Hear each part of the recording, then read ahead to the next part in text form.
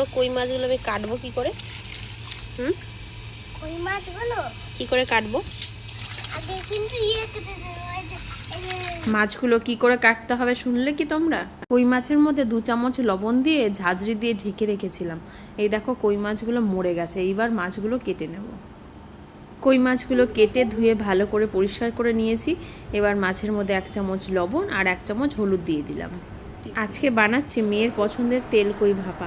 এইদিকে দেখো আমি কাঁচা লঙ্কা, 2 চামচ সর্ষে আর 3 চামচ পোস্ত ভালো করে বেটে নিয়েছি। মশলাগুলো খুব ভালো করে শিলনোড়ায় আমি বেটে নিয়েছিলাম। এবার মশলাগুলো মাছের মধ্যে সব দিয়ে দেবো।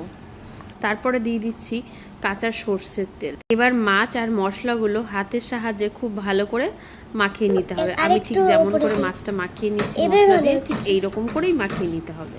যেহেতু এই তেল কই ভাপাটা আমি কড়াইতে করব, তাই এর মধ্যে সামান্য পরিমাণ আমি জল অ্যাড করব। আচ্ছা বলো তো, ক্যামেরাম্যানের রান্নার সময় এত কথা বললে হয়? সব কিছু আমার রেডি হয়ে গেল। এবার গ্যাসটা ধরিয়ে জাস্ট 10 মিনিটের জন্য স্টিম দিয়ে রান্না করে নিতে হবে। এই যে রান্না করে নিয়েছি দেখো, মাছটা আমার রান্না হয়ে গেছে আর আমার ক্যামেরাম্যানের খিদে পেয়ে গেছে। তাহলে এবার ক্যামেরাম্যানকে খেতে দিই। এত বড় বড় কই মাছগুলো আমি কাটবো কি করে? কই মাছগুলো কি করে কাটবো? আগে কিন্তু কেটে দেবো। মাছগুলো কি করে কাটতে হবে শুনলে কি তোমরা? কই মাছের মধ্যে 2 চামচ লবণ দিয়ে ঝাঁঝরি দিয়ে ঢেকে রেখেছিলাম। এই দেখো কই মাছগুলো মরে গেছে। এইবার মাছগুলো কেটে নেব। কই মাছগুলো কেটে ধুয়ে ভালো করে পরিষ্কার করে নিয়েছি।